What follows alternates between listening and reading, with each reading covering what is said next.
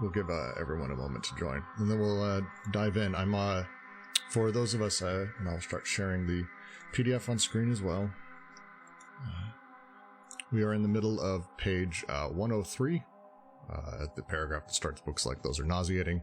We will do a continued reading of all of this, and we'll continue to move. And then at some point, I expect us to finish, and we will simply begin a larger discussion around everything that is section 2.5. So with that, I think I'm going to go ahead and excitedly dive into all of it.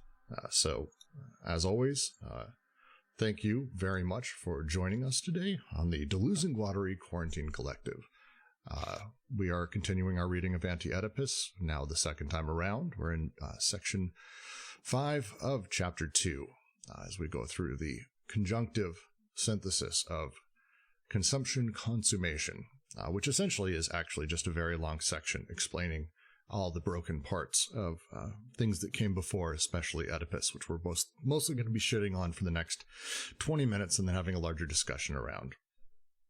As always, you can find us on Twitter at D&GQC. Patreon, if you're willing to support, every dollar helps us break even. DGQC on Patreon, and our YouTube channel as well, for those of you who care about such a thing. So with that, I think I'll dive in. Any last notes, any big things, any stuff going on that we should be chatting about before I dive in? I do have one. I've got to hop out after this, but I just wanted to say, as we're going through this and we're talking about consummation and consumption and subjectivity, syllogistically and paralogistically, I want to make a comment following up on last week. We talked about like different social issues, but particularly things like race, gender, sexuality, and the way that Oedipus interacts with them. I just wanted to kind of restate this as we're going through this, that it's not necessarily that Oedipus effaces all that, right? There's not necessarily a sense of true erasure there, in the sense of like obliteration, right? What's kind of interesting about how they're laying out this paralogism, and especially when they get into S1, but even with the Fanon example, right? There's a way in which race and these other affects are still kind of present, but when we deal with them paralogistically and in terms of like subjectivity and their intensities, something really interesting is happening to them, right? That Fanon example gives us something to pause and reflect on.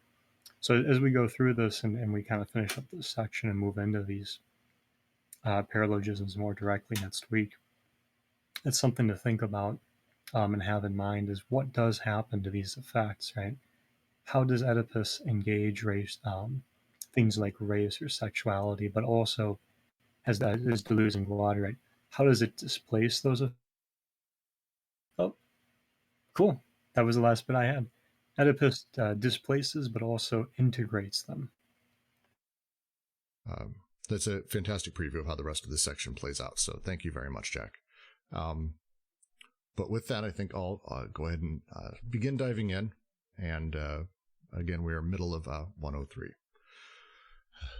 We have just finished, just a short recap because it's worth it. We have just finished discussing sort of the history books that talk about all of the different realities of Oedipalization of history and historic peoples, from Hitler to the German people, to Luther, to God, to Christian, to 16th century church, whatever it may be, playing with the idea that all of this is because these people were not properly Oedipalized, sort of rebuilding the past of history. So with that, I'll continue on. Books like these are nauseating. Let's not dismiss them by saying that they belong to the distant past of psychoanalysis. Similar books, a lot of them, are still written today. Let's not say that it is merely a question of a careless use of Oedipus. What other use could be made of Oedipus? Nor is it a case of an ambiguous dimension of applied psychoanalysis. For all Oedipus, Oedipus in and of itself, is already an application in the strictest sense of the word. And when the best psychoanalysts forbid themselves historical-political applications, We can't say things are much better, since the analysts retreat to the rock of castration, presented at the locus of an untenable truth that is irreducible. They closet themselves in a phallocentrism that leads them to think of the analytic activity as always having to evolve within a familial microcosm. And they continue to treat the libido's direct investments of the social field as simply imaginary dependencies on Oedipus, where it becomes necessary to denounce a fusional dream, a fantasy of a return to oneness. Castration, they say, is what separates us from politics. It's what makes for our originality as analysts. We who do not forget that society, too, is triangular and symbolic. Very simple paragraph. I'm very tempted to just simply dive directly into the next group. Discussing about how all of this is sort of rewrapped, and everyone's so very, very excited to bring things into Oedipus, and that everything ultimately becomes triangulated. They're about to do the takedown on this, but if anyone has any comments, I'd love to hear. Yeah, it's Webcam Parrot says it's one of those rare times where it's like, oh, cool, this is fairly self-explanatory. Not a lot of times we can say that in this book, but sometimes it does happen. Does anyone have questions here? Anything they're referring to? Because it's pretty cleanly stated. But don't feel bad if you don't get it. I want to answer those questions. All right. Well, then I'll move on to the next paragraph so we can get into something that isn't quite as clear. If it is true that Oedipus is obtained by reduction or application, it presupposes in itself a certain kind of libidinal investment of the social field, of the production and the formation of this field. There is no more an individual Oedipus than there is an individual fantasy. Oedipus is a means of integration into a group, in both the adaptive form of its own reproduction that makes it pass from one generation to the next, and in its unadapted neurotic stases that block desire at prearranged impasses. Oedipus also flourishes in subjugated groups, where an established order is invested through the group's own repressive forms. And it is not the forms of the subjugated group that depend on Oedipal projections and identifications, but the reverse. It is Oedipal applications that depend on the determinations of the subjugated group as an aggregate of departure and on their libidinal investment. From the age of 13, I have worked hard, rising on the social ladder, getting promotions, being a part of the exploiters. There is, therefore, a segregative use of the conjunctive syntheses of the unconscious, a use that does not coincide with divisions between classes, although it is an incomparable weapon in the service of a dominating class. It is this use that brings about the feeling of indeed being one of us, of being part of a superior race, threatened by enemies from the outside. Thus, the little white pioneer's son, the Irish Protestant who commemorates the victory of his ancestors, and the fascist who belongs to the master race. Take this down bit by bit, less obvious of a passage this time around. As we've talked about before, and as they've talked about sort of throughout the first section, and they will continue to, the reality is that something like this doesn't exist on a purely individual level. Their argument is that we have these large-scale groups. Oedipus works basically by playing with social norms and talking about such things. We need you to be Oedipalized so you integrate into society. At that point, you're actually talking about something that is part of that social fantasy, as they say here. Because it is part of that large-scale social fantasy, and because of how it's able to replicate, as they say, from one generation to the next, and within the unadapted neurotic stases that block desire, it flourishes specifically within subjugated groups, where an established order is invested through the group's own repressive forms. The ability for people to be literally invested, having their own desires invested, thanks to the Oedipal applications in the things that are happening. The example they use is not something we don't hear now, even. It sounds straight out of right-wing YouTube. I've always worked hard. I rose the social ladder. I did this, getting promotions. I've been part of the exploiting class. I am part of the group that is the elite. We see that a lot now. And because of that sort of nature of Oedipus splitting things up, they talk about it here as the segregative use of the conjunctive syntheses of the unconscious. Remember, there's a lot of ways to use the conjunctive syntheses, but the segregative use as I split off and I separate myself from others, as I create my own subjectivity, as I sort of spot myself and play with such things, even saying I, to be frank, is a pretty serious challenge. And such a thing allows us to pretend that we are one of us, or that I have fixed myself for the larger class that is in sort of large-scale social power, ruling the hegemony. This is my interpretation of how they're talking about it here. Very open, though. Yeah, I think that's a good way of looking at it. I think something else maybe worth pointing out here is that sometimes I see people sort of comment on Anti-Oedipus and they're like, oh, it's just a polemic against Oedipus. And it's like, okay, yes.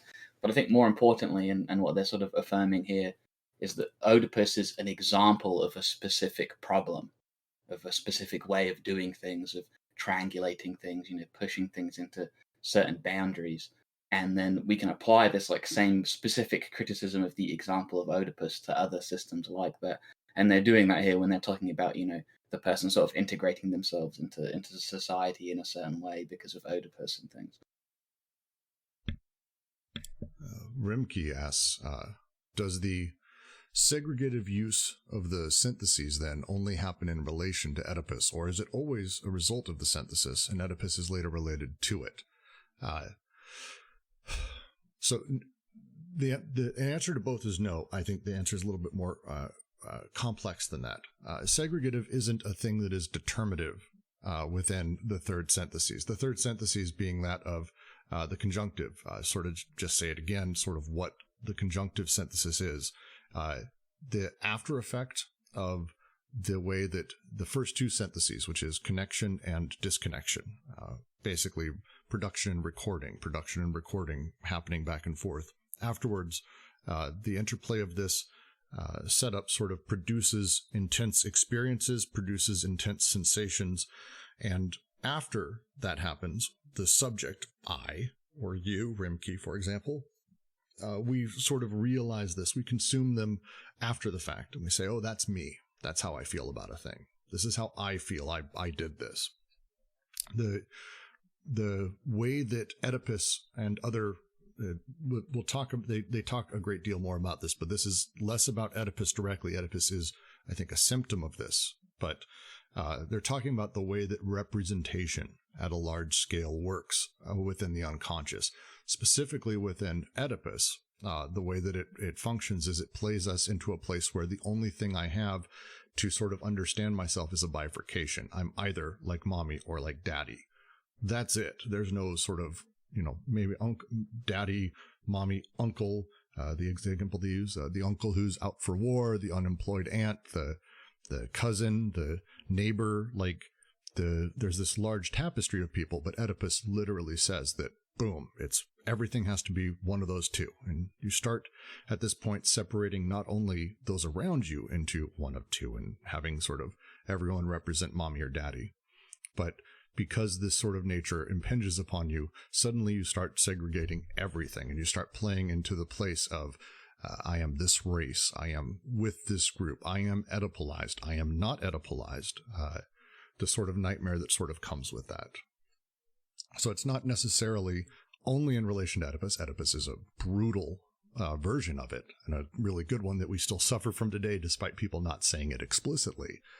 But Oedipus is just one of many types of representations that do such things.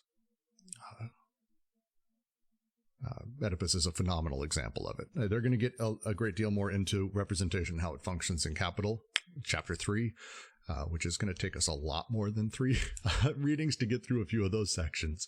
But this is how they talk about it. They talk about it a few times, and also how Guattari talks about it afterwards in a handful of texts. Is that close? Any edges to that we should be adding? Any thoughts, secondary thoughts, anyone? Can you hear me now? Yes. I had a little question about the reduction to Oedipus. Is it something from Deleuze and Guattari, or are they taking that from Freud and Lacan? So the way that Oedipus functions in classic psychoanalysis is that Oedipus is determinate. Everyone who is a human has to place themselves properly within the Oedipal triangle. As they talked a little bit ago, and it's really the first section of this, which would be worth going back and reading, first section of this chapter. Freud kind of fell backwards when he started talking about, I'm noticing that these people have these feelings towards their dad and towards their mom.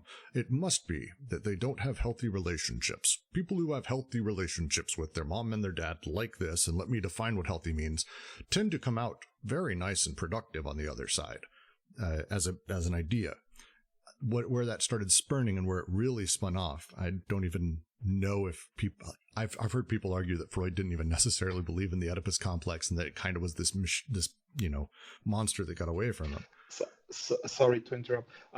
My question was more specifically about the idea of reduction. So basically, the idea of reduction to Oedipus is like bringing everything back to Oedipus, right? I guess I'm not following. Does someone else understand better? Because I'm not following the question. I'm sorry. Within the boundaries of Oedipus, yeah.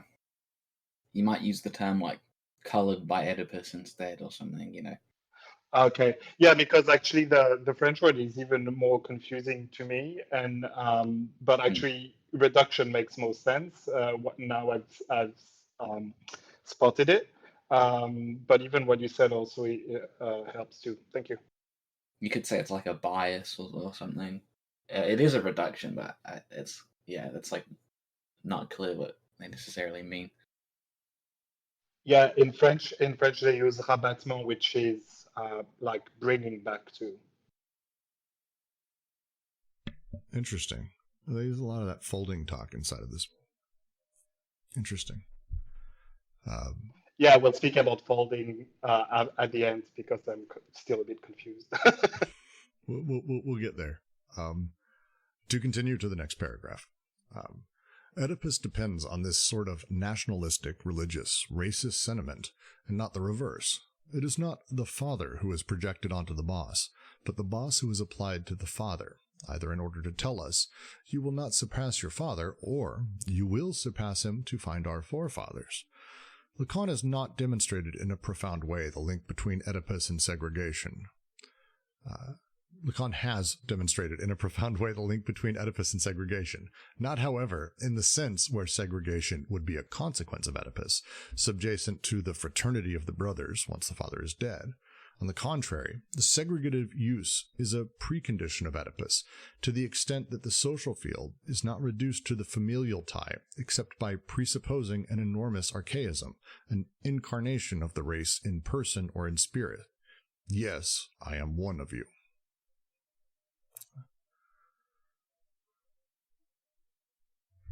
One moment, I'm going to try to find, I had a note and I can't find the page yet on the Lacan use of Oedipus and segregation. Ken, I think you're here.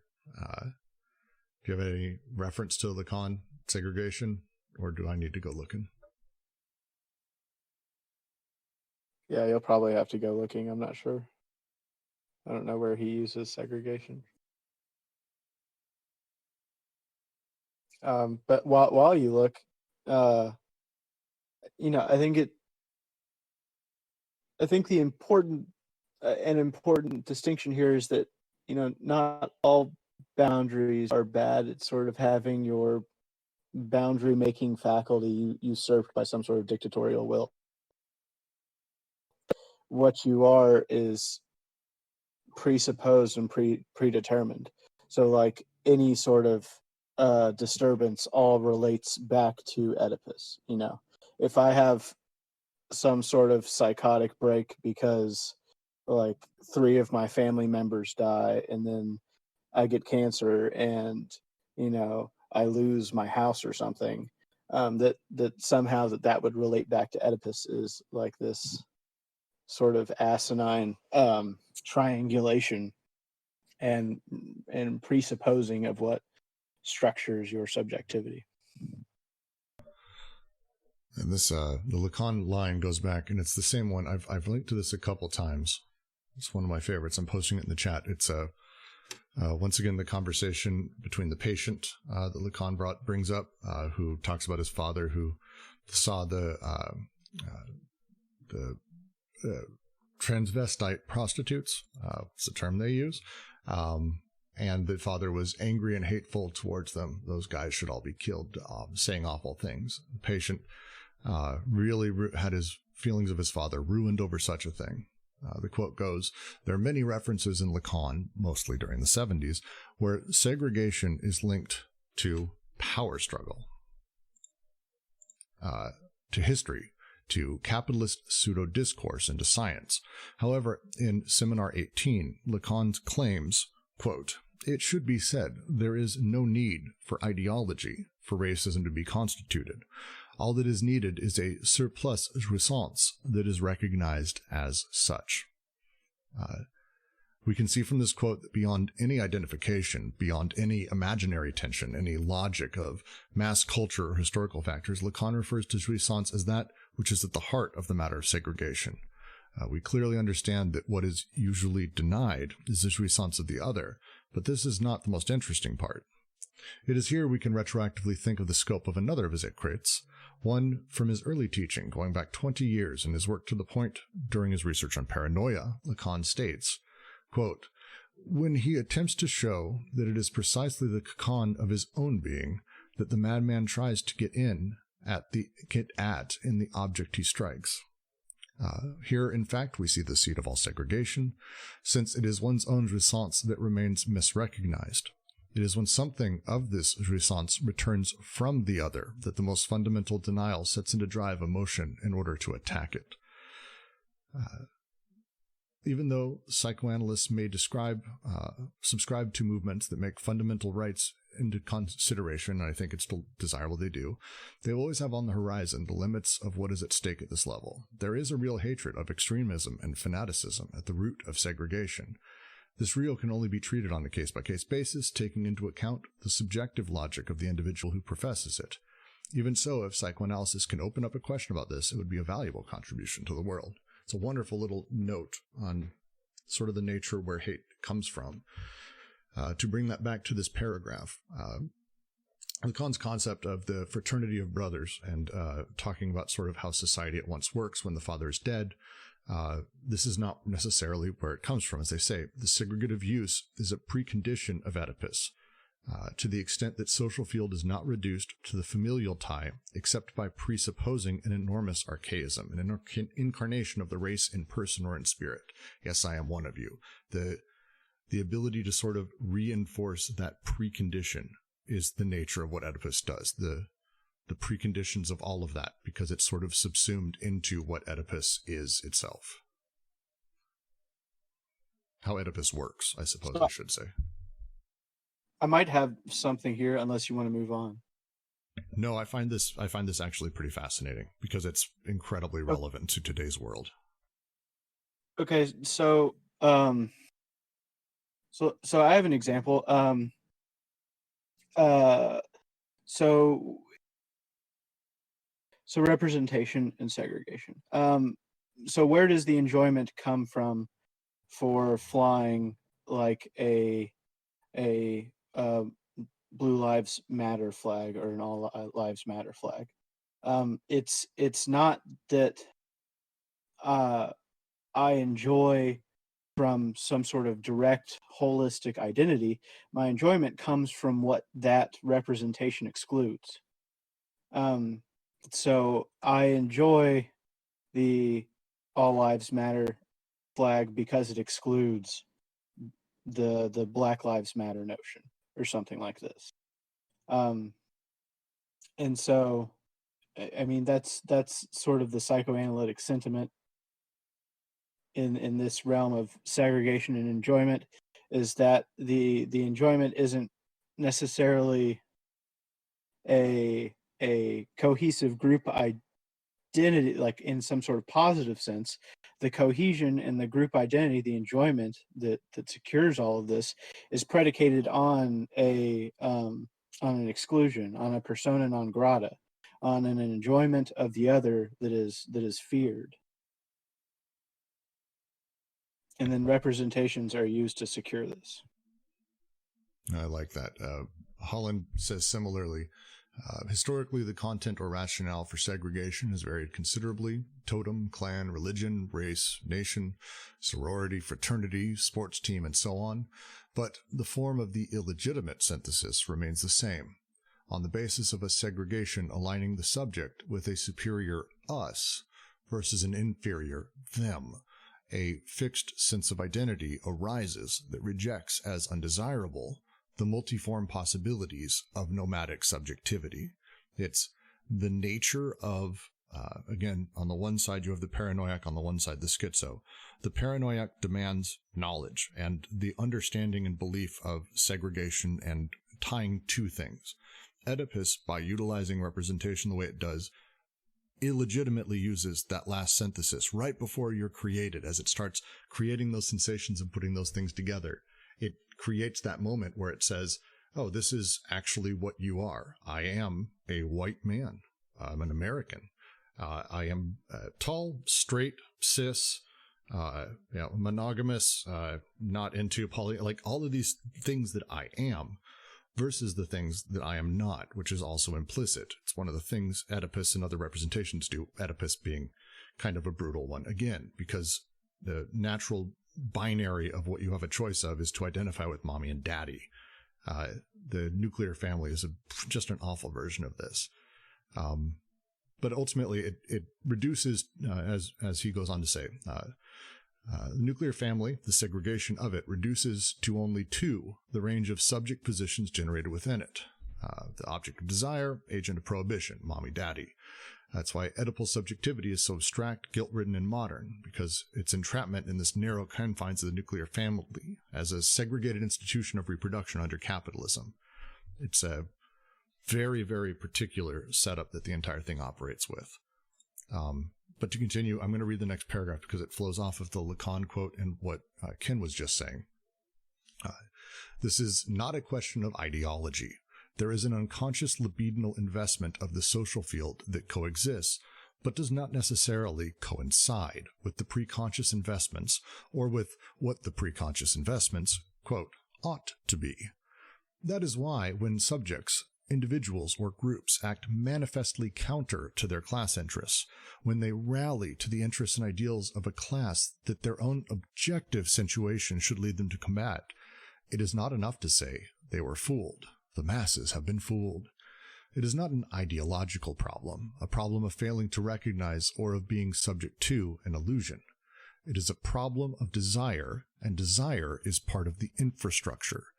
Preconscious investments are made, or should be made, according to the interests of the opposing classes, but unconscious investments are made according to positions of desire and uses of the synthesis, very different from the interests of the subject, individual, or collective who desires. It's a lot. It's a lot at once. Any questions on this before we dive further into the how the investments operate? Well, Michael's right. This is, I'm trying not to talk about ATP at all. This is 100% about what it means to live a nomadic life versus sort of the opposite. This is more talking about the opposite, though. They don't quite get into that. Everyone is still here, Misha. I think, are people still listening? Can you hear me, Misha? I can hear everything. Well, I don't know what to tell you. We'll troubleshoot afterwards. Good luck. Change your disconnect and reconnect usually fixes it pretty quickly.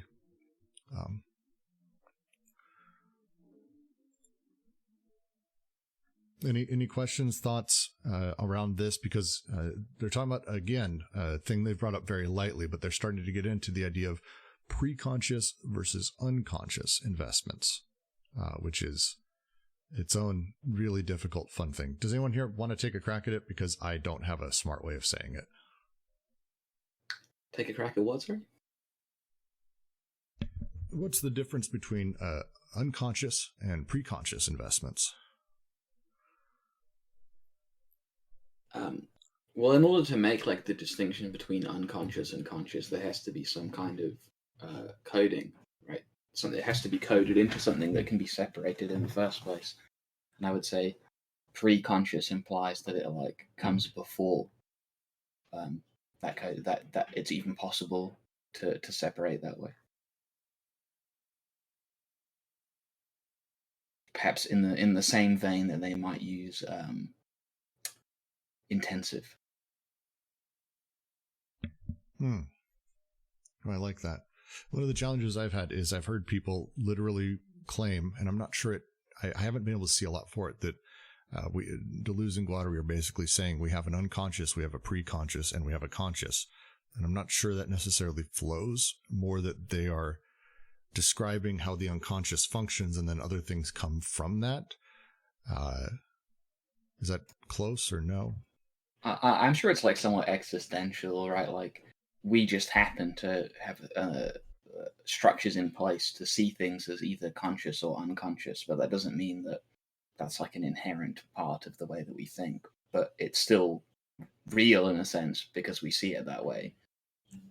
Is everyone following so far? Because now we've gotten into this isn't a matter of ideology, which you will hear turn on the news.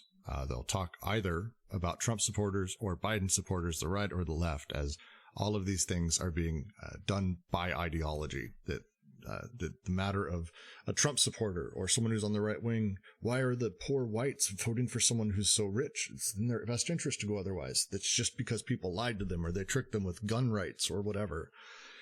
The argument here is no, it's not that at all. It's because of the nature of the structure we've placed the unconscious in. They actually are demanding the segregation. They're demanding that they be the thing that they think they are, or that society has built them to believe that they are. And as soon as they've started segregating themselves out, they've started exactly separating out other people too. So it's a lot. If anyone has questions, though, very much. Ken asks, isn't this also a problem with the notion of pure identity in general? In order to make X to X equals X, I have to exclude everything that is antithetical to that pure identity? Yeah, well, yes. I think the bits I was reading from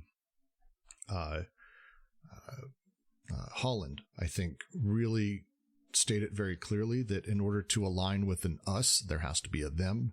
It's the nature of representation is that it is exclusionary and separating, and separates out what could be dozens of connections, millions of connections, millions of possibilities, and odd combinations of things that we can't even necessarily lay representation to. But instead, the moment I say that I'm white, that has connotations to it, and it becomes a thing, because it also means that all of you are not. Race being one of the easier, more obvious ones, but class being a very, very nice other one. These investments of an unconscious nature can ensure the general submission to a dominant class by making cuts and segregations pass over into a social field, insofar as it is effectively invested by desire and no longer by interests. A form of social production and reproduction, along with its economic and financial mechanisms, its political formations, and so on, can be desired as such, in whole or in part, independently of the interests of the desiring subject. It was not by means of a metaphor, even a paternal metaphor, that Hitler was able to sexually arouse the fascists. It is not by means of a metaphor that a banking or stock market transaction, a claim, coupon, a credit, is able to arouse people who are not necessarily bankers. And what about the effects of money that grows, money that produces more money? There are socioeconomic complexes that are also veritable complexes of the unconscious, and that communicate a voluptuous wave from the top to the bottom of their hierarchy, the military-industrial complex. And ideology, Oedipus, and the phallus have nothing to do with this, because they depend on it rather than being its impetus. For it is a matter of flows, of stocks, of breaks in the fluctuations of flows. Desire is present wherever something flows and runs, carrying along with it interested subjects, but also drunken or slumbering subjects toward lethal destinations. Hitler gets the fascists hard in the French version. Yeah, it's That's actually much better.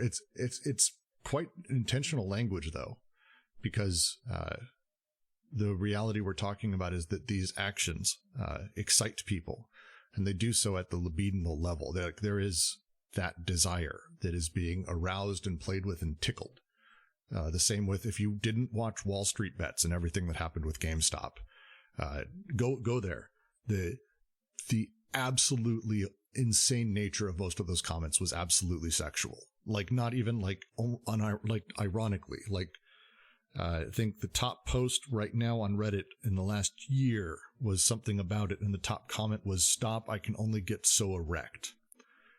Like, this is not they're not really being dancing around it. Like, it's literally, this is the nature. It's exciting, and it's exciting. Like, anyone who's opened their bank account, you'd have to be, you're born in the same society I am. If you've ever opened your bank account for your first big paycheck or a big payday you got, and it's it's good. It feels good. It's fucked up. Sorry, Loomer. Sorry, Loomer. Your little cousins are listening. That's not, I warn you against letting little cousins listen to me. It's the nature with all this. Mobile games and the like is an excessively perfect version of it too. They're able to excite you, and we know this. Game designers are very aware. We're able to excite you through the same sound effects that gambling machines uses. When you win or when you tap something, we can make things seductive. We know how to utilize desire to get things to happen. Now, the traditional way of thinking about this is that desire is something that is molded by Oedipus or by our psyche after the fact, that we're making choices, which is hilarious given what we know. And Deleuze's and Guattari's argument is no. There are these complexes and that are incredibly complex on top of the unconscious that do all of this shit. And the reality is Oedipus, the phallus, ideology, all of these things feed off of the way that this desire is being manipulated. They attach after the fact, just like we attach ourselves after the fact. My anger towards black people, it's like, oh, that's what that is. And I attach meaning and ideology to it after the fact. I don't actually, it's just an example, fucking just an example. The ability for us to be playing with all of this and not having it be sexual, to not have it be something that's driving, it is across the board. The hypersexuality of commentary across all of it was amazing. It's fucked up. It's wild. It's amazing. The line here at the very end, though, the last two, for it is a matter of flows, stocks, breaks, and fluctuations of flows. Desire is present wherever something flows and runs, carrying along with it interested subjects, but also drunken or slumbering subjects to lethal destinations. We are interested. We also might be not really all there. We might be not quite thinking straight for a number of different reasons. And desires are happy to take us with them. It's the way they work. The use of lethal destination is interesting here. Mikhail, I have to ask, in the French translation, is that pretty much spot on?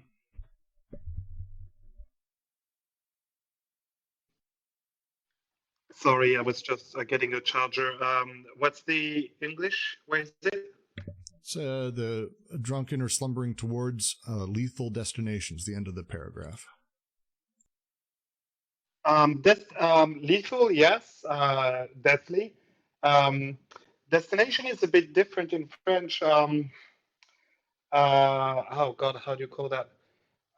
It's actually using a word that how do you say the part of the river that flows into the sea? Do you say the mouth of the river in English too? Yes. He's actually saying that he's using a word that we use for the mouth of a river. So there's also the idea of a mouth. That's interesting. That's interesting because that implies, well, that's actually, thank you, by the way, because I think that changes the meaning. Someone was talking. So it's kind of the flow. So the flow of a river. So the river goes to a deathly destination. Yeah. Is it a deathly destination, or is it a deathly the nature? Sorry, where, deathly end of the river when it goes into when the it, when ocean, it becomes sort of when it disappears into that kind of larger, gigantic. Like there's a poetry there to that seems really interesting. Well, Deadly Destination reminds me of like the Death Drive or something, right? But the connotation of like the place upon which a river meets the sea sounds like Heraclitus, for one thing. A man cannot step into the same river twice, for he is not the same man, it is not the same river, which is obviously like a big inspiration for Deleuze as well. And also, it kind of reminds me of like these like the point at which the line or whatever, the band of intensity on the body without organs fades into the body without organs. You know, reaches its end in brackets. Well, and if we think about the subject as being effectively carried by his desiring machines, this long lineage of them as it's sort of carrying along, and he's seeing it as them. At some point, the idea that it hits the sea or the molar or the sort of large mishmash that is the social machines, and getting lost in that and having that, this drives you towards that, and the lethal destinations, the lethal moment where your literal desires become sort of a drop in an ocean. I think it's like to the end of the self as well, if that makes sense. Like it's like the subject moving across the body without organs, right? There's this point where the subject, they don't realize like what's happening, is that like things that come, forming on the body without organs that happens to take the shape of the subject that then use itself, and at the edge of the subject, like things are bleeding back in. I really like that imagery a lot. It's much better than Lethal Destinations, which is kind of an odd, has a different connotation with it, I think. It's interesting. Thank you, Michael, very much. Any questions at this point? Because we're about to dive into kind of the next part as we sort of clear out to the end of the 2 paragraphs left. Anything on this last little grouping about really all of this, because we're about to talk about their solution for it, how we talk about it, and things like that. Anything here about anything at this point previous? All right. I'm going to continue to read, and then here's what's going to happen. I'm just going to bust through the next 2 paragraphs because they are fairly clear. And then at that point, we're going to go back, and if anyone has a question for this entire section, and it is a long section, I'm completely aware, we are going to have those questions. So please, everyone, get your questions at the ready, or we are going to sit for like an hour in silence, and it's going to suck so hard. Like, Jesus, it's going to suck. All right. Hence the goal of schizoanalysis, to analyze the specific nature of the libidinal investments in the economic and political spheres, and thereby to show how, in the subject who desires, desire can be made to desire its own repression, whence the role of the death instinct in the circuit connecting desire to the social sphere. Oh, see there, you were right, webcam. It's interesting. All this happens not in ideology, but well beneath it. An unconscious investment of a fascist or reactionary type can exist alongside a conscious revolutionary investment. Inversely, it can happen, rarely, that a revolutionary investment on the level of desire coexists with a reactionary investment conforming to a conscious interest.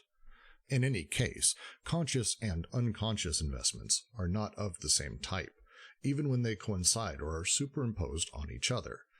We define the reactionary unconscious investment as the investment that conforms to the interest of the dominant class, but operates on its own account, according to the terms of desire, through the segregative use of the conjunctive syntheses from which Oedipus is derived. I am of the superior race.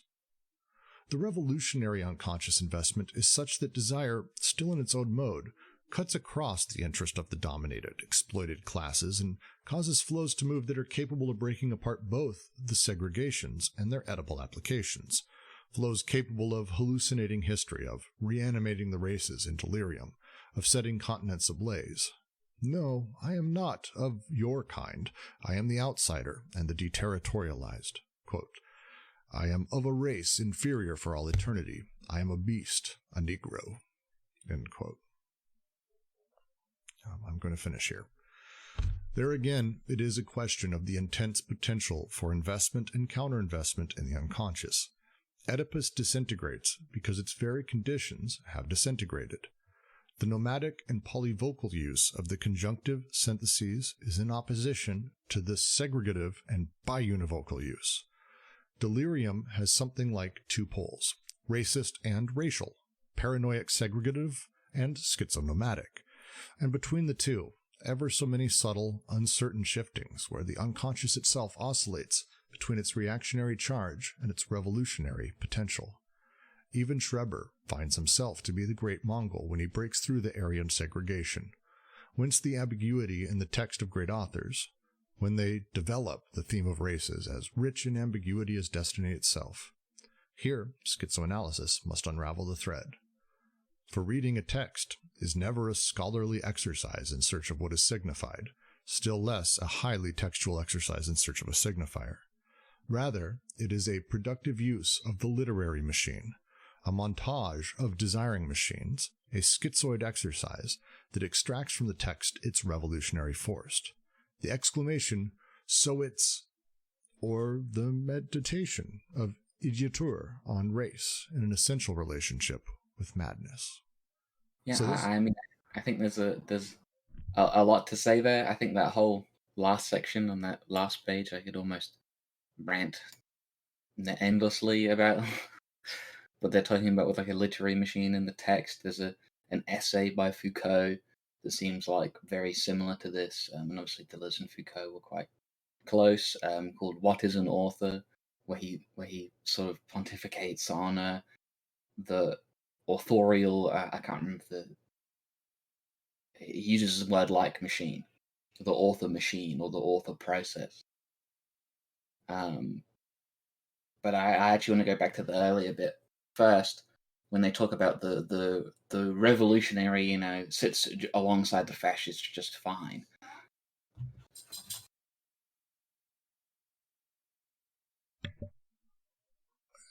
I also love that last little bit, by the way. So I'm in agreement. Like the last little bits here, we can have it just honestly like hours of discussion. But please continue your point. Yeah, sorry, I got interrupted. Because obviously there's this moment. I mean, you don't have to say fascism. Some people would say like, oh, you need to kill the cop in your head or whatever, right? There's this moment where you decide. There's almost a moment of radical, revolutionary, inside you moment when you decide to be a fascist, right? All fascist moments are born from some kind of territorialization that is of itself radical, right? That is of itself revolutionary. You're deciding the thing ends here, and there's that moment is always waiting, like behind the fascism, and it's about being open. That's like the difference, right, between like the schizophrenic process is that you're more open to these radicalizations continuing. That's the demanding that knowledge is like a very particular thing. It's an easy trap to fall into. I do it myself all the time. It's a very easy thing as you're reading and this is what this means. It's this thing right here. Versus the ability to sort of, as they say, have the text as a literary machine, a schizoid exercise that extracts from the text a revolutionary force. It's an amazing wording of the entire thing instead of playing with its revolutionary representations, which I think is would almost be hilarious if someone were to say this about this book. The reality is they're saying, no, it's about the opposite. It's about not talking about what a thing is. It's about instead utilizing any text or anything as this process. And I just adore that line of thinking. It's not easy. It's tough, especially when you're raised quite the opposite. And it's a habit that we form. It's a habit that gets put into us easily. I mean, this is like the new popular notion, right? That the author's intention has ultimate say over what a certain text says or whatever. Like author statements about a text are like, the author said it, so that's what it is, right? And we have this there's like this hierarchy, this strange hierarchy where the author like sits above the text. When for most of history it was not like that. That's kind of like a thing that came along with property rights in the 1800s, right? So it's like a cultural phenomenon. And I think it's funny because they're kind of doing the opposite. They're reaching the same conclusion, but they're doing the opposite of what Derrida does, where they're saying actually a text is like any other thing, and Derrida kind of says like, well, any other thing is just like a text. I like that. I think you would probably piss off a Deleuze person or two, but I actually that's really spot on. I actually totally agree with that. I mean, I think I was making this point in another discussion just recently. Actually, that's great. They definitely have their similarities. I mean, there's a lot of differences as well. I'm sure I could be very critical in a Derridian way or whatever of what they say at the end there, but I'd rather be constructive, you know. Yeah, and there's like this notion of why should we stop? Why should we stop interpreting? And I guess that's quite like a Nietzschean thing as well. Like why do we stop? Why do we like say we want to stop this affirmation of pure difference, which is like something that Deleuze talks about in his book on Nietzsche. That there's like a difference.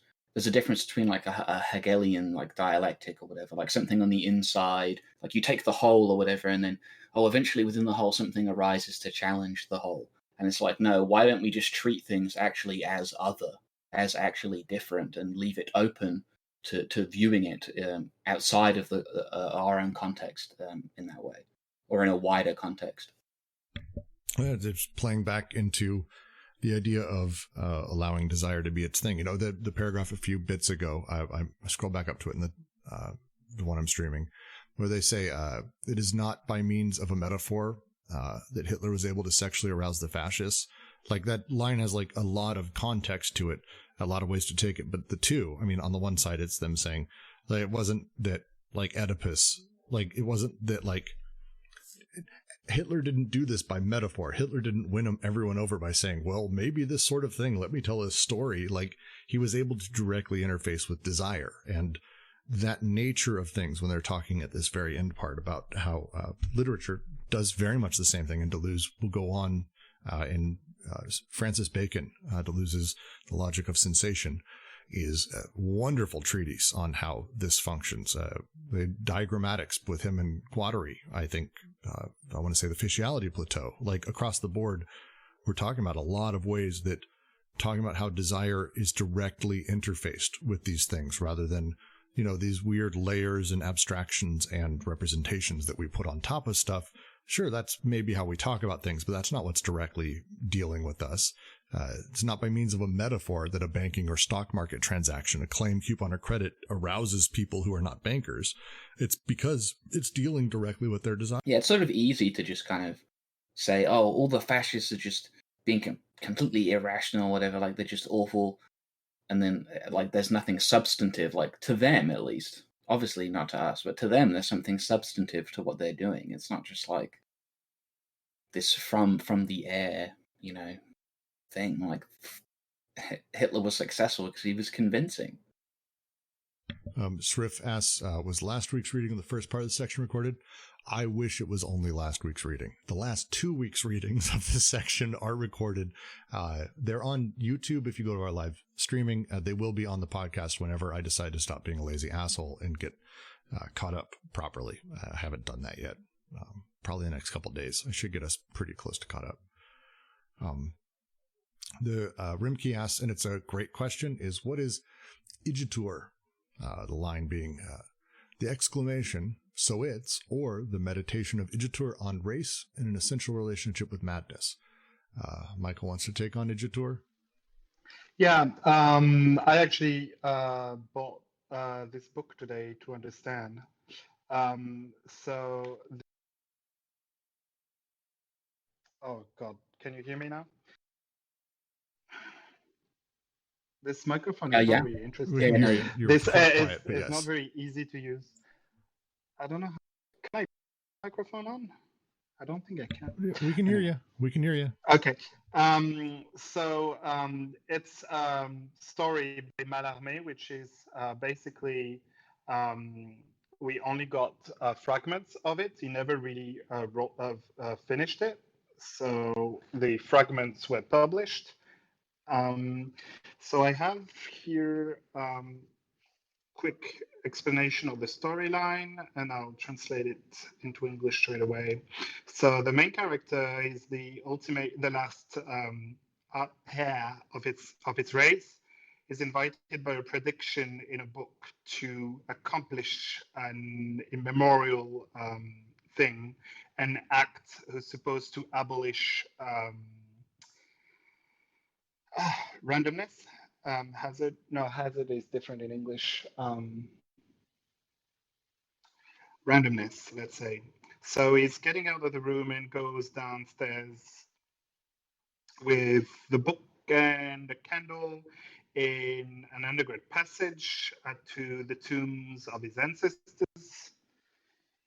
He's conscious of the vanity of his act, but he's following this ancestor's destiny, and he accomplishes the act, which is throwing dice. I think it reminds also me of the poem about throwing dice that Mallarmé did, that never did a throw of dice abolish randomness. So he throws dice and lies down on his ancestors' ashes. So it's interesting. And the idea of Igitur, that they are saying that it is. That's basically because most people think Igitur is, the name Igitur is coming from ergo, as in cogito ergo sum from Descartes. And I think I understood that Mallarmé started wanting to write this story from after reading the Descartes' Meditations. Well, that's more than I did not even know any of that. Thank you. Jesus. And it's not the kind of thing you can Google either, because I tried and I was getting nothing like that. Go ahead, I think webcam. Because it was never, it's just notes about the story they found in his papers that they published. So I'm not sure even how you could translate that, because it's just random notes put together. Also, I mean, Igitur is just like the Latin word for therefore, right? In some context. So if you searched it, it would just come up exactly there. In the essay by Foucault I referenced earlier, which comes out around the same time as Anti-Oedipus, actually, and I'm sure he was in conversation with Deleuze because they were both professors at the same university, right? He references the exact same text, and also he talks about Nietzsche's notes. How, should we consider all of Nietzsche's notes and like his laundry bill or whatever to be part of his writings? Does he have, does the authorial process extend even to that?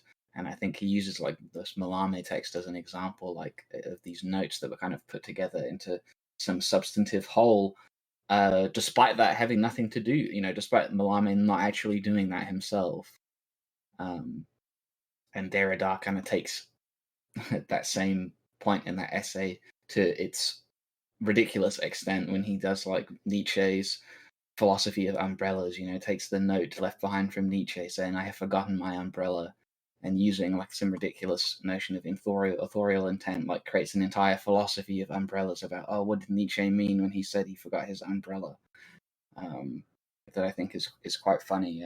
And it's almost like this idea of looking at a text in a certain way is like its own Oedipalization, like the authors at the top or whatever. It's like the master signifier. It's like the phallus.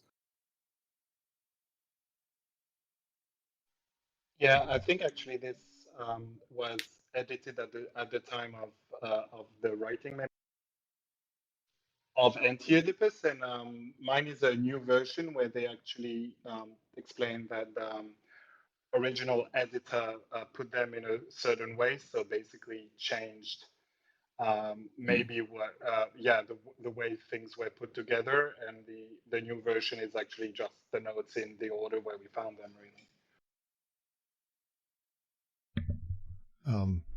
Loomer brings up a film that is actually, I think, very relevant to this bit. It's a Czech film called The Cremator. It's absolutely worth watching if you haven't, if you can find a copy. Maybe we'll do a viewing of it at some point. It tells the story of a man in 1930s Austria, Czech Republic, who's bordering Austria, and he's a cremator, and he's kind of a nice guy, like just normal dude, kind of. There's a scene in it that comes to mind.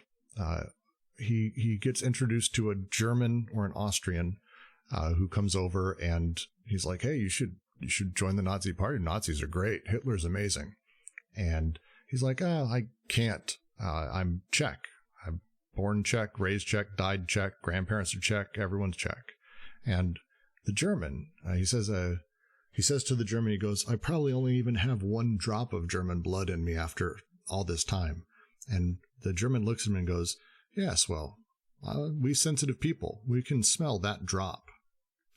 And it suddenly becomes this really odd situation where he switches from early in the film having no understanding or really clear nationalistic ties to suddenly taking this on a little bit more, and more and more and more and more and more.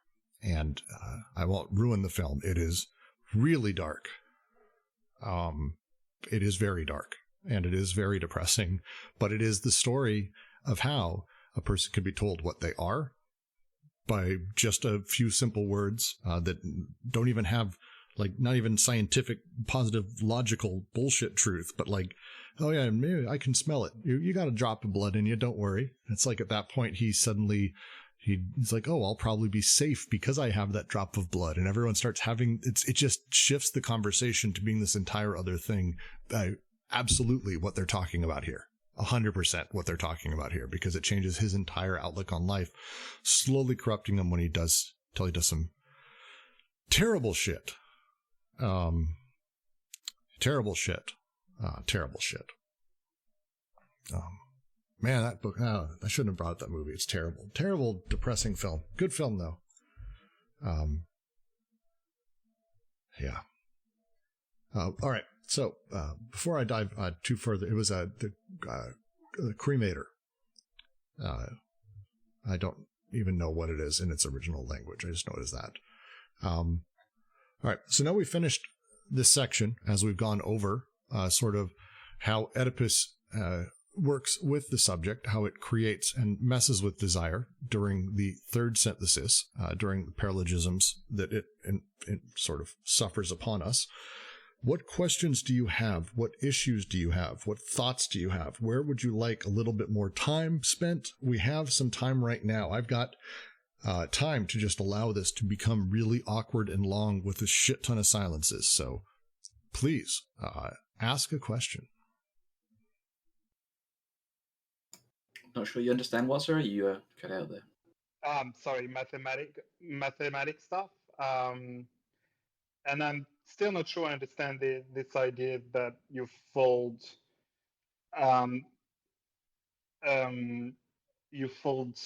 something and the four corners become three. All right, 1 second. I got to find the section. I'm not sure what section you're talking about, but yeah, folding a square in half along, diagonally is an example of that, right? Okay, so I guess mommy, daddy would be the same for those two people. I mean, Brooks will have to find the context, but it seems like the elimination of like you're taking away and then you're just like bundling everything into Oedipus. So it's like you're folding away that whole side of things. Think of all that's lost in the square, perhaps, as what is lost when one Oedipalizes.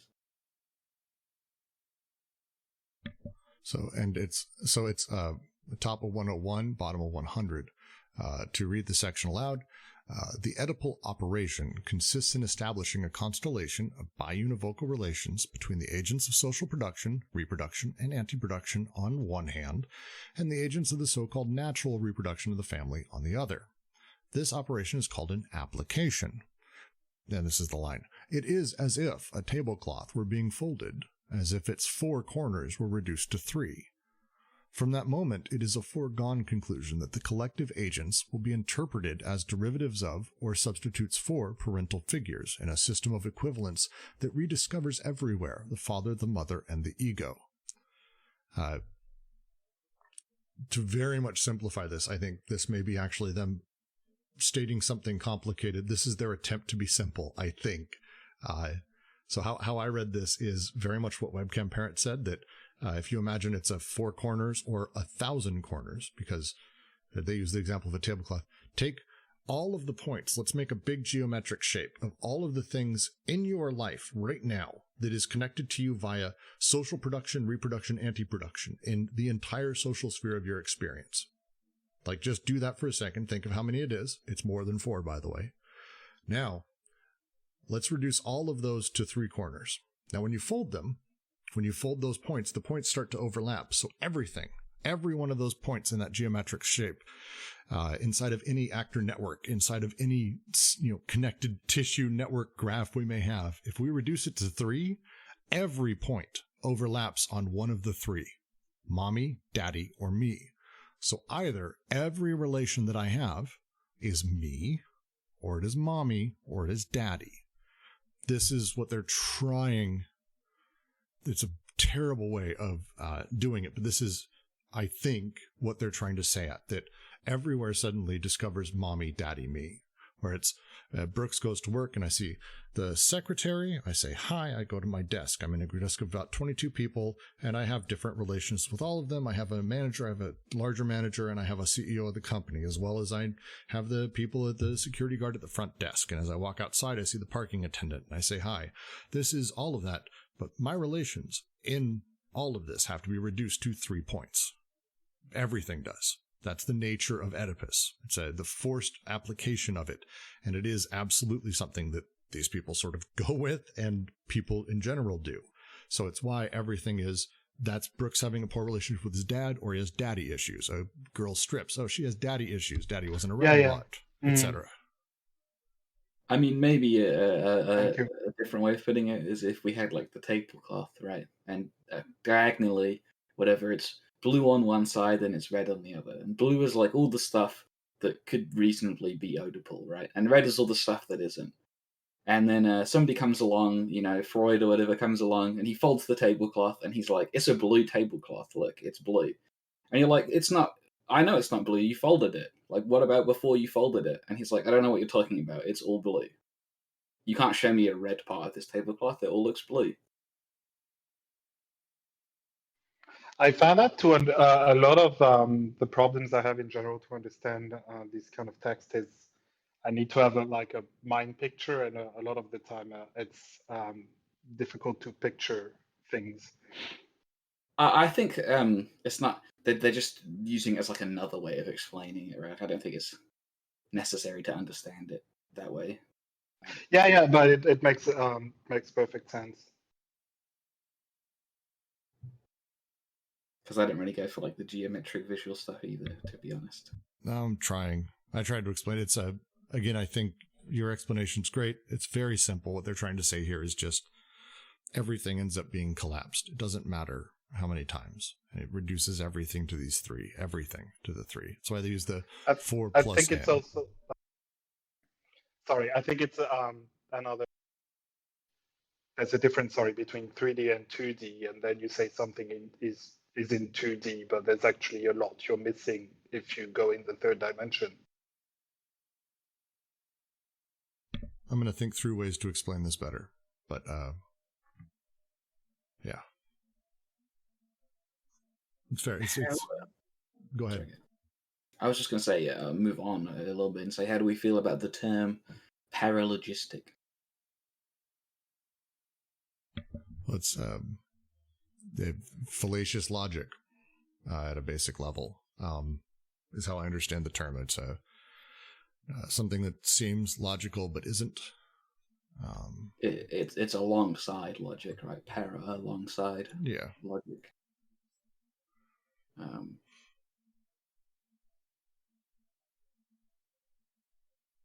The use of paralogism is interesting here because it's contrasted with syllogism, and I can only assume that these terminologies and all of this ultimately stems from difference in repetition, from the syntheses he talks about there, and ultimately from Kant. But yeah, it's an odd term that I think has some baggage with it that I've never really super liked, but that's how I understand it here. Yeah, I guess I just don't really, or I understand like the standard way it might be used, but I'm curious if anybody thinks that they're doing something special with it. Yeah, it's got an extra layer to it here because so they specifically go out of their way saying that this isn't about tricking people, but again, paralogism, especially how Kant sort of talked about it and how he used it, there's a level of allusion to it in kind of its original intention. Maybe I'm misreading Kant. I'm not an expert at all. But it has sort of that connotation with it that is, I think, interesting. It's a logical fallacy, something that people believe that isn't simply true. But that would imply here something different than I think they're trying to say, because if they're saying that this is a paralogism, yet it's not that people are being tricked, but instead that they're using it. They're how to put it?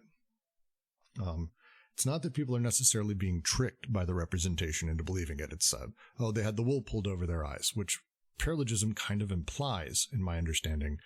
They're saying here that the paralogism is like a specific thing that we actually can say is an improper use of the natural synthesis, the natural process of things. It's almost like a unnatural use is what they've kind of changed paralogism to mean in this sense, which is interesting. I mean, I think in some sense, especially over on like the Anglo-analytic side, there's like a temptation to say anything that doesn't logically follow is not true, right? It's wrong or not useful or not worth talking about. And in that sense, like the term paralogic or paralogistic or paralogism would be derogatory. But I think in this more open text, right, it's actually not, because there's like an acknowledgement of things that don't have to necessarily follow some sort of logical, like syllogistic, formal process to not be worth talking about. No, it's a giant question, because again, to just go back to the original sort of big usage in philosophy is Kant, and it's literally, and I'm sitting Googling it trying to find the quotes. It's paralogism is the result of false reasoning, which can't be the case here, because a paralogism in this case, it's not like there's reasoning that happens around it. There's no logic inside of the unconscious. That's not how it functions. Like it just doesn't work like that. So it's an odd use of it. Classically, it would have been viewed that way, though. Classically, reason was like a huge thing, reason and logic. Oh, everything has this basis of reason or logic, right? Well, then we can move on from that. So no, it's a fair conversation. And at some point, I'd love to actually. I think the use of the word and the use of syllogism as well, which is sort of the healthy, because they don't say it outright, but there is what they believe to be a healthy or a unhealthy way of utilizing the syntheses. One is a syllogism, the other is a paralogism. Like, it's not necessarily a moral definition of either or like full-on judgment, but it kind of is. Like, it kind of is. There's a heavy implication that a paralogism's bad. Or improper, perhaps would be the term. Yeah, I think perhaps they're using it to suggest like improper unto what we're saying here is the process, right? Rather than some historical, like when they say syllogism, it's not like they're like, yes, Aristotle's like Socrates is a man, all men are mortal or whatever. Socrates is immortal. They're saying like, this this is in line. This is like a correct way of looking at the way these desiring machines or processes or whatever are functioning. And then like a parallelism is like, well, it kind of seems like this should be the case. Like this is how these desiring machines or processes should function, but it's actually a mistake. Yeah, it's interesting. I don't know if we want to look at this quote Remke posted about desire can be made to desire its own repression. Kind of reminds me of Schopenhauer, or it makes me think that they're like mocking like Schopenhauer and to an extent like Buddhism in like a Nietzschean way, right? Because obviously Schopenhauer is like, oh, you can't desire not to desire, because that, you know, then you're desire, like you can't not desire, because to not desire is to desire to not desire. And but in this like analogy with like with intensive processes across the body with our organs and territorializing and deciding an end to where desire is, you can actually close yourself off. You can actually like limit your creativity. Considering that desire has been flipped in this book, right, from a lack to a creative process. Yeah, to go back into the paralogisms and how they sort of operate, the nature of them as we have the moments where we have first displacement, which is kind of the first paralogism that operates Rimke. The first thing that happens is we actually have a completely broken sort of understanding of what is actually signified within it, and how desire becomes distorted and placed upon a secondary thing. As we move through the different sort of syntheses into the other paralogisms, slowly desire ultimately becomes malformed, misshapen, triangulated, and then aimed. And so we can actually find that people become desiring of the thing that is actually stopping their they desire their own repression. Their desires to be oppressed. It's a fascinating setup, and you can follow their logic pretty clearly through the way that these different the three different syntheses operate and through the paralogisms of it. The last part you ask about, the death instinct in that sentence. The role of the death instinct in the circuit connecting desire to the social sphere is a whole thing. I mean, I think it's essentially what was just being described, right? It's like this this wanting to close yourself off from your own potential. This desire for the end to your own desire, which I guess maybe a good analogy is like in Islamic faith. It's not sinful to be homosexual, it's sinful to commit homosexual acts, right? And so there's always going to be this notion, you'll see it all the time if you look for it. If you look into any of these communities asking about homosexuality in Islam, there's many Muslims saying, I am homosexual, how can I stop being attracted to other men? Because I think it's to act upon it would be sinful. It's a death instinct in a sense, right? It's like the end of the subjectivity of the subject.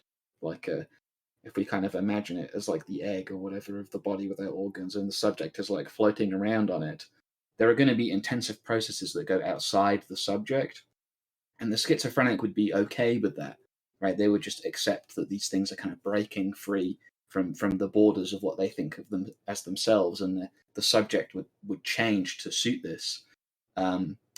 But the fascist or whatever term you want to use would be reviled by it, right? It would be a shock to them, and they would try their best to like kill it, to kill that line of flight that goes away from what they view as like the borders of what is reasonable. Yeah, it's I last time we were having this conversation, I used the example of I like to describe the death instinct in this case as a sort of desire for entropy. Death is, there's a lot of connotations around the terminology, but like the idea of sort of the heat death of the universe, flatness, no energy, nothing happening, no desires, like just this sort of simplicity of that. And the drive to that is kind of how they talk about this. And so when we're talking about the desire to end your own subjectivity, it's not ending yourself for the desire of like literal death. It's the schizophrenic as things are falling apart and as the world is being destroyed, which is kind of the only thing that's happening, as this sort of cast is able to sort of dance with the punches and figure out how things can sort of be inside of the process rather than the paranoiac or the fascist or the reactionary who sees that and basically, aims at the heart of the black hole that's sort of sucking them in and starts to do battle, but not really sort of move outside of that slowly, just sort of heading straight in. To make maybe quite a heavy reference here, it reminds me of Heidegger's falling into the world. So there's like this this way in which someone wants to. There's this moment where you kind of realize, I guess maybe this is how Sartre would put it, where you realize that you have so many options, right? You can do whatever you want, like this existential problem. And it's much easier, it's much less stressful to simply take what one is given by das Man, by they, the other, the all, however you want to translate it, and live that way, right? To stop having to make subjective decisions yourself, to fall into the world, to the point where you don't have to be the other. And obviously, world in this instance is from like the perspective of the person observing it. So I think it fits in well here because somebody's had like these experiences or whatever that's like determining a border for them, determining regions on the body without organs, right? And it's stressful to challenge that border for a lot of people, or it can be stressful because to you that's your world, right? It's easier to fall into that world. Yes, I think I don't think it's as much of a hot take as you think. We have a Heidegger reading group for a reason. There's a decent amount of crossover. Not a ton, but Heidi's always welcome. Did that answer your question mostly, Rimka? Excellent. And apologies for not getting your name correct before. So, either way, good name. I was just going to say, Tikkun actually talk about that exact thing a lot. If anybody else is interested in further reading, Theory of Bloom is kind of all about that exact notion. I can't recommend anything Tikkun enough, so yes, we probably should do a reading of Tikkun for like some fun time. I may get Jack to do that in our lit group at some point here soon. That'd be great. I think we're knee deep in Kuhn in the philosophy of science group. Oh, I'm going to assume so. I'm going to ask Bob Hope. Any other questions while we're sitting here waiting? I am happy to sit here awkwardly. Unless everyone fully understands this, which is wonderful. I mean, are there any more obscure or terminology covered previously people are confused about, like subject or body without organs or anything? Oh, Remke so the subject is go the ahead. result of the conjunctive synthesis. Well, I mean, it's the result of all of them, right? But the conjunctive synthesis is going to be the one that's like... I mean, it's almost ulterior to all of them, right? Like the subject, it makes use of all of them, but it's like a border, and within that border, all the syntheses can be found, but you could find all the syntheses outside of that border as well. Yeah, it's saying it's the result of all three of them places it outside. This is one of the harder things to understand about the three syntheses. Is ultimately all of this stuff is imminently happening. There is no Like they happen in order, sort of, a bit, but there's no like, cool, 1 second it's this thing, and then it's this, and then it's this, and then it's this, and then it's this, and then this other thing happens. It's more complex than that. Again, a very short way of putting it. The first thing that happens is desiring machines connect to partial objects, and then at some point they disconnect. In that process, a sensation is recorded. Recording of some sort, and that is sort of thrown off to the side from this energy. That's created. That's the body without organs is created in that moment. Recording of that moment, of that sensation, of that satisfaction.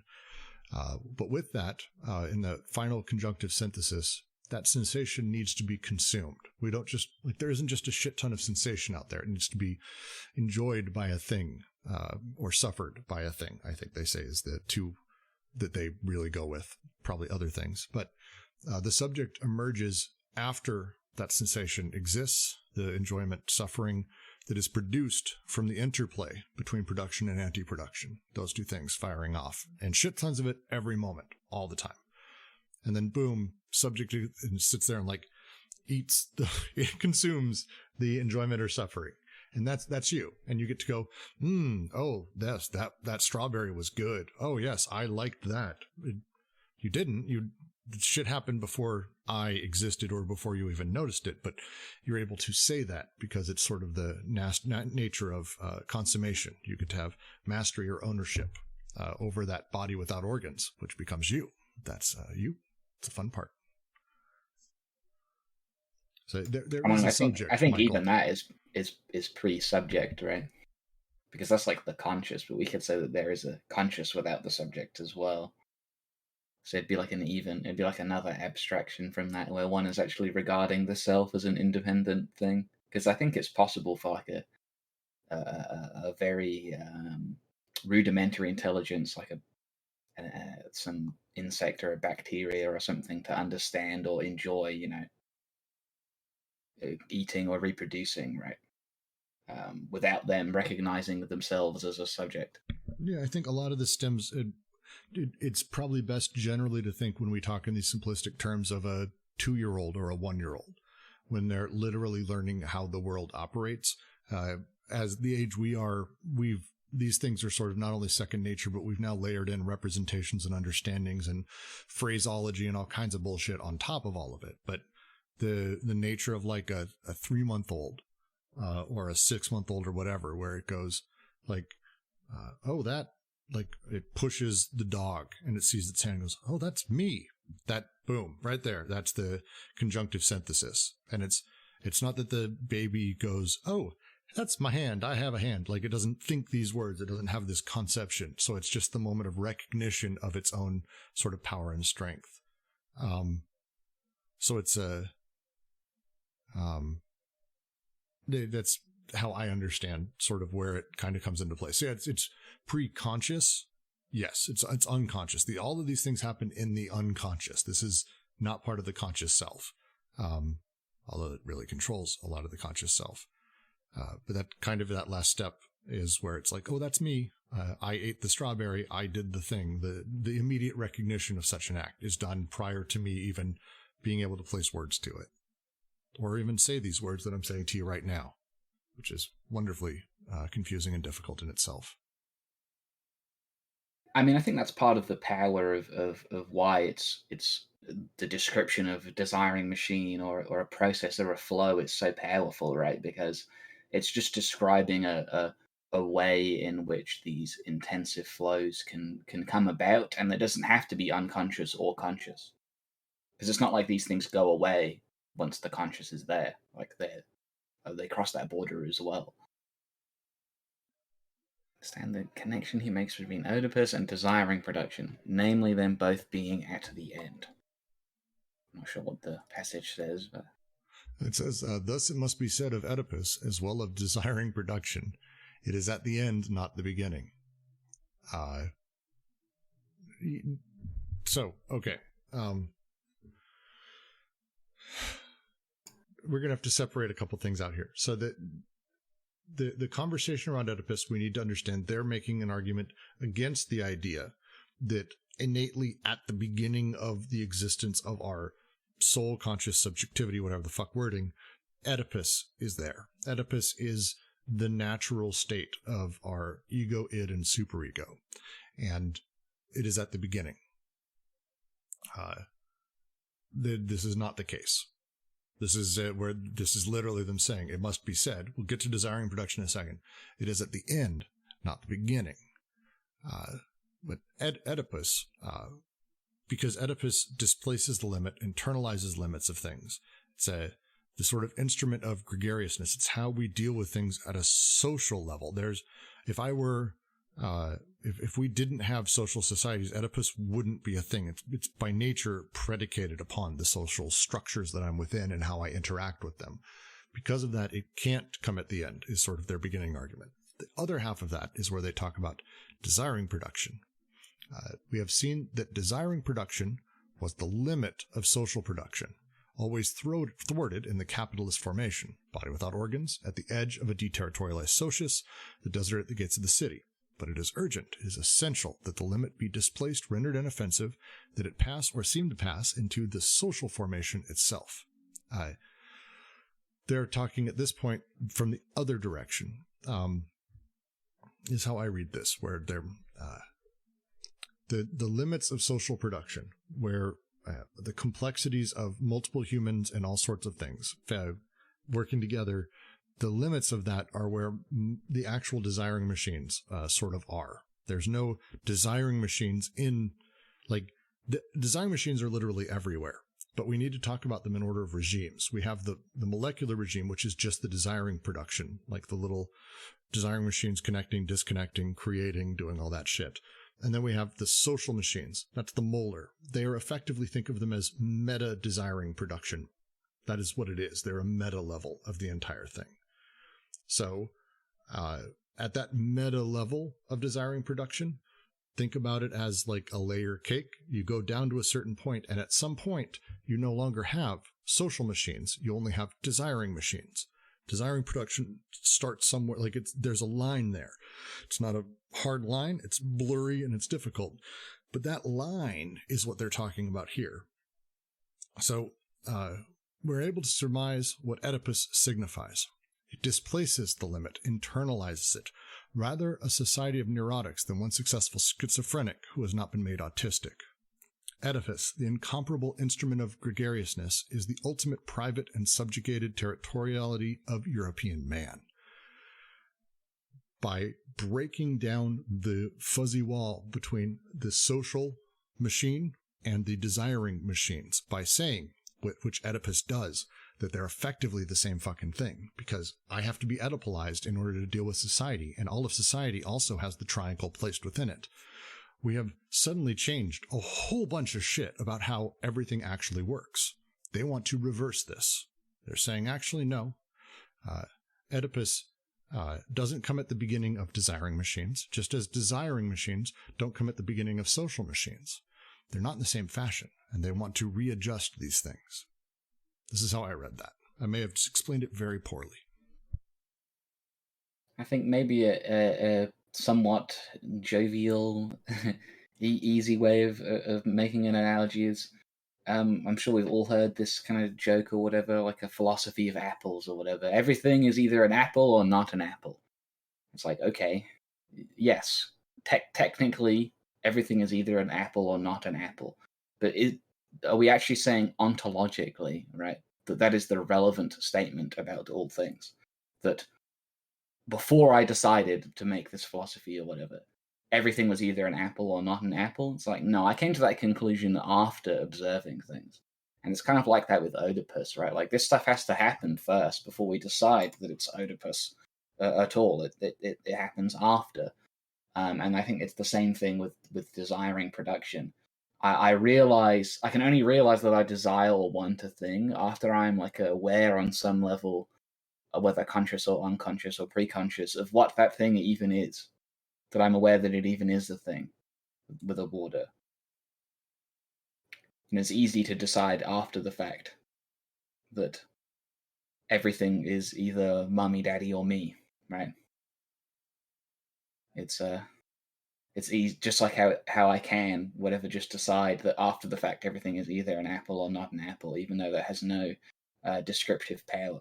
The difference is that Oedipus is then actually used to like orient the way society functions, or an individual decides to go about doing things in society. I like Roger puts it simply too. By the way, webcam, much simpler than mine. Thank you. Oedipus is an explanation, not the driving machine. I think it's the nature of confirmation bias or self-selection bias that we exist, where it's like anything we believe, we are going to find reasons to believe it. And Oedipus is kind of one of those explanations that you can find a way to fit everything. And even more so, you can actually convince yourself that it is the reality for you even. And I mean, it operates, again, like representation. If I tell you you need to be a man, like the nature of what that does to a child is incredible. It's horrifying. But it's suddenly, I need to be a man, not find out whatever the fuck I am, not man, woman, anything, but like just as a thing. I'm just a thing going out. The moment I say, well, I start from the place of being a man, which is what a lot of people do, or a woman, or a Christian, or an American, or Oedipalized, it becomes determinate in how I deal with everything else. So it doesn't, it's not at the beginning. It's not the thing that starts it. We aren't a Play-Doh machine with an Oedipus-sized little thing that we're pushing all of our Play-Doh through. Like, it's not that at all. So instead, actually, all of that's coming out, and then we have the Play-Doh machine on the other side where we're forcing everything through at the end.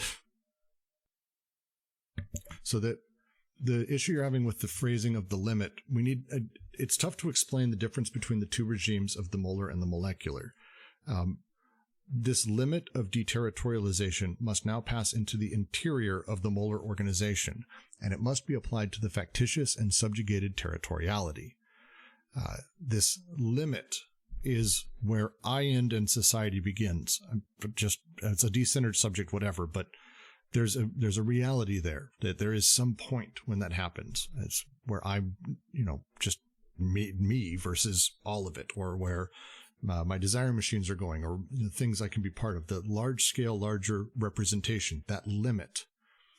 Oedipus displaces it and internalizes it within the subject.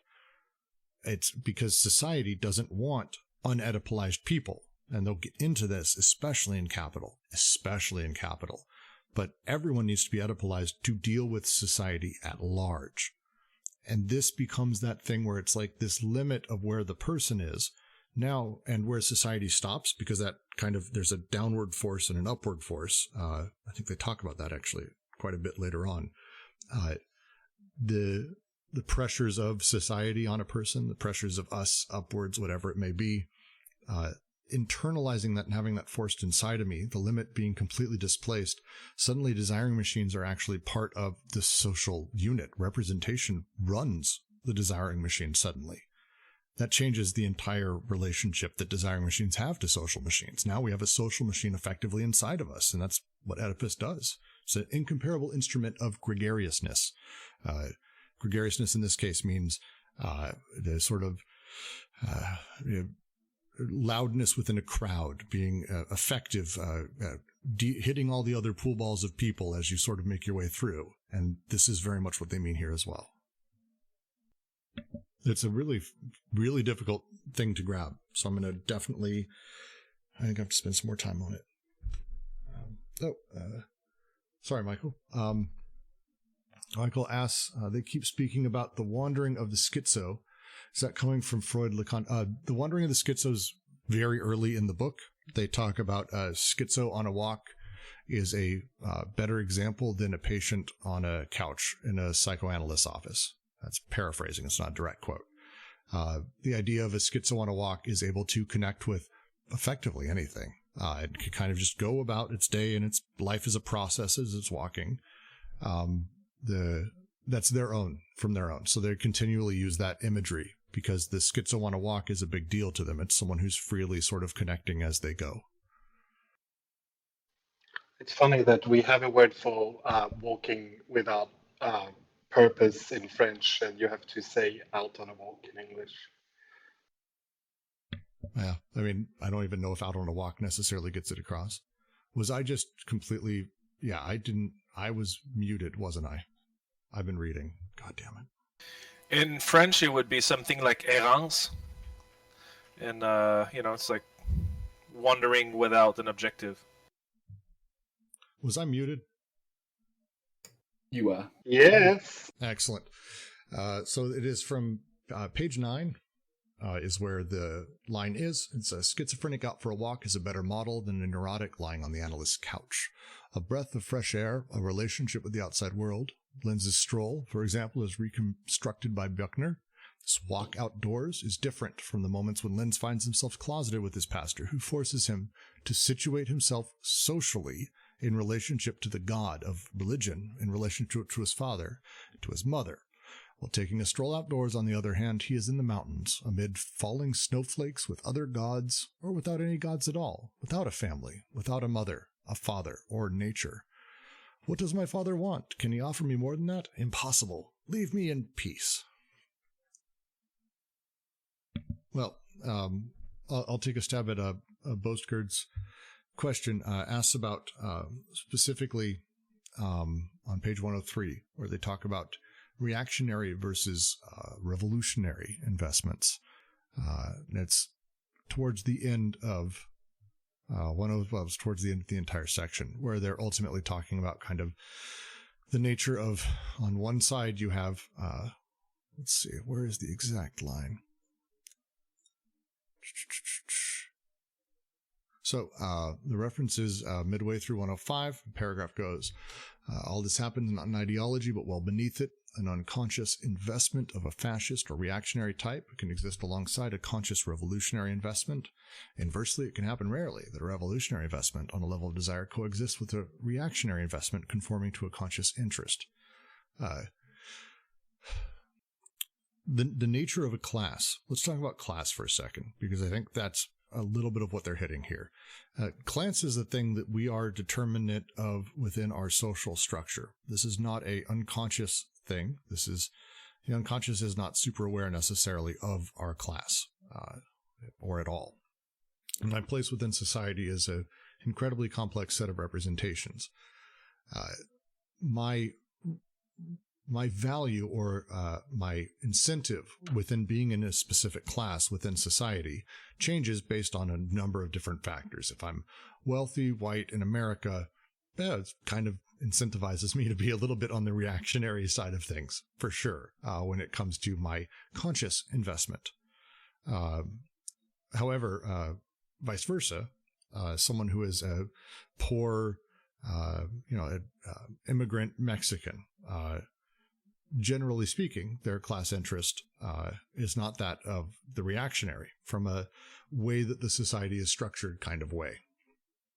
Now, the unconscious investment of a person doesn't necessarily mask the class that they may find themselves in at a social level.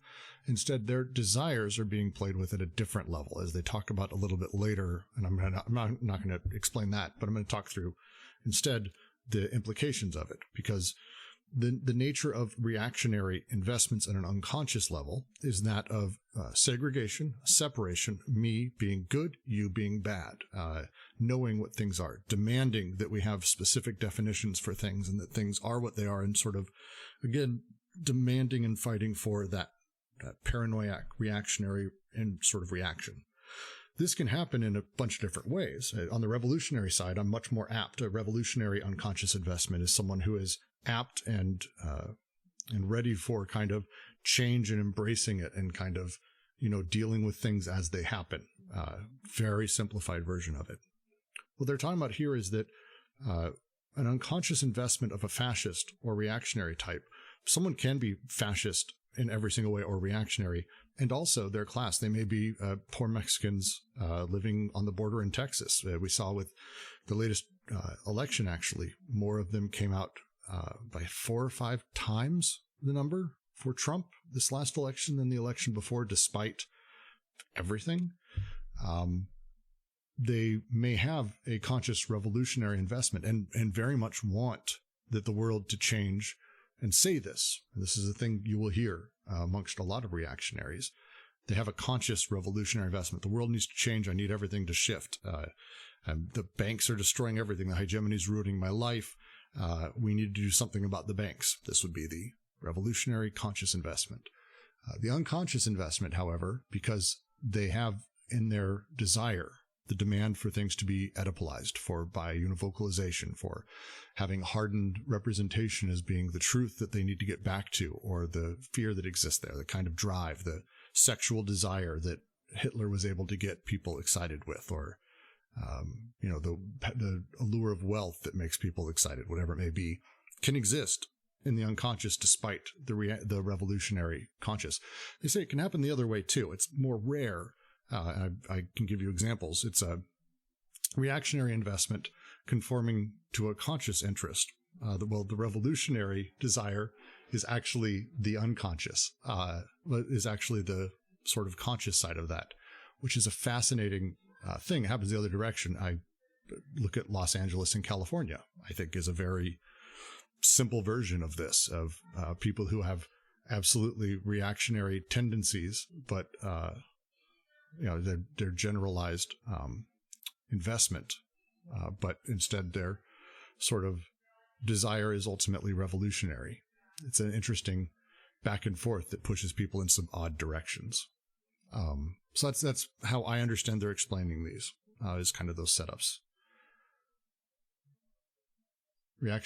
Chris Dorner, reactionary tendency, revolutionary undercurrents. I think that's it. California is filled with them. California is filled with them because they genuinely, their desires are, and it's very fascinating to talk to these people, but they're terrified of a lot of stuff and they react in a really odd way, and sort of their core desires, but revolutionary sort of undercurrents, which is fascinating. So it's what they're essentially saying is it doesn't matter your position or the complexities of where you're at in life. You can have a reactionary or revolutionary outward appearance or incentivization based on your class, based on who you are, based on where you're at and how you're dealing with things. But your unconscious is a whole different beast. And that can actually be reactionary or revolutionary based on a whole shitload of other things that we need to really start dealing with. That's the short version. And I do want to point out also their definitions of reactionary here, and it's important, is different than a lot of political theory.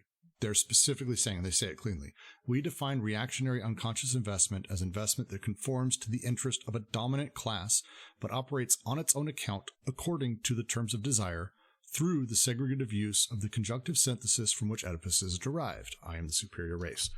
This is not a reactionary has a million different meanings, but they're being very particular about the usage here. Revolutionary investments being such that desire in its own mode cuts across the interest of the dominated, exploited classes and causes flows to move that are capable of breaking apart both the segregations and their Oedipal applications, flows capable of hallucinating history, reanimating the races of delirium. But be very specific here. They're not saying, and they would say this, they are not saying revolutionary unconscious investment is against the dominant class. That's not what they're saying here. They're saying it's capable of cutting across, that the revolutionary unconscious investment cuts across the interest of the dominated, exploited classes. It's not anti-people in power. It is not, pure class warfare. It's a very different take on what reactionary and revolutionary means. And this is going to be very important when we get into chapter 3, as they start talking about the nature of the bourgeoisie and how power is actually distributed in capital and how we react to it. Yeah, Empty Set puts it right. A lot of people don't have a coherent political understanding of the world. Some people really hate the government, and that manifests in contradictory ways. And what they do does. It's one of the great lines is, be very wary of people who agree with you. It's one of my favorite online debates I ever watched was, I won't say who, because people have different feelings about people, but the one side was an absolute Nazi saying how we needed to get rid of the banks and we needed to do all this. And we needed to change society, get rid of the wealthy. And it's like, yeah, we need to change society. His solution was to kill all the Jews. He's not an ally when that happens. I mean, it's revolutionary up front, but reactionary sort of underneath, and ultimately still serving the powers of the dominant class. It's a fascinating thing once you start breaking things down like that. All right. Roomcast, from page 105, it says, delirium has something like two poles, racist and racial, paranoiac, segregative, and schizonomatic. Between the two, ever so many subtle, uncertain shiftings where the unconscious itself oscillates between its reactionary charge and its revolutionary potential. The question is, do they mean to say that becoming reactionary, there is always an ongoing potential to become revolutionary, that those two are really close to each other? I'm hesitant to say, I'm going to take a second before I respond. It's a really good question.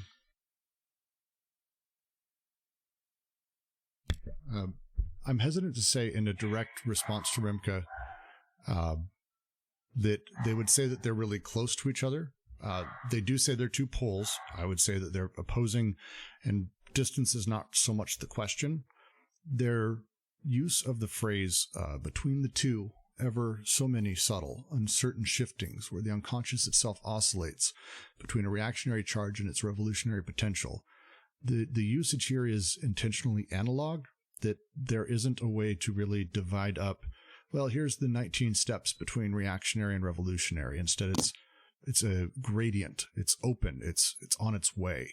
It's always sort of this somewhere between the two. And they're very subtle, and the shiftings are odd.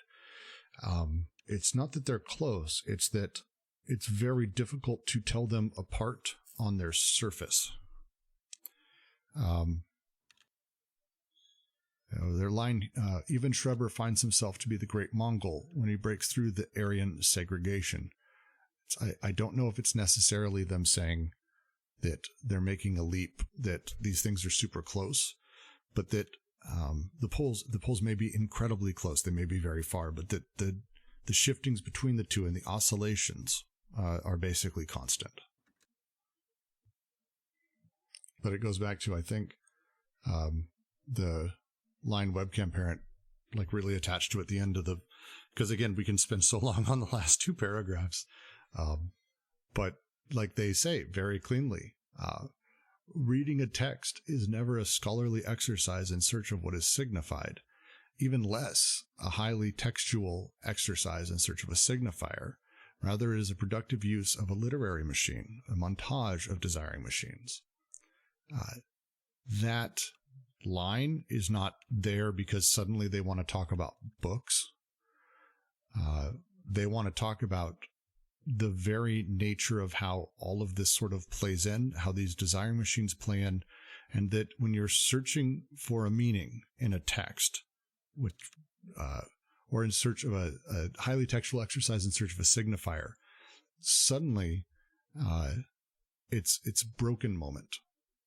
It's a broken moment because you're trying to distill things down to a singular meaning. That last line, the exclamation, so it's, well, or the meditation on race in an essential relationship with madness. It's a wonderful way of saying it's about pulling out the revolutionary force from things rather than demanding they be easily classified and turned into representation, essentially. There's like a quote from Deleuze in the Alphabet series that he did that I think is quite synonymous here, where he says there are no philosophical concepts that don't have non-philosophical coordinates, ultimately. I highly suggest it's Deleuze ABCs. It's on YouTube. It's 100% worth watching. That's just a great line from it. Thank you.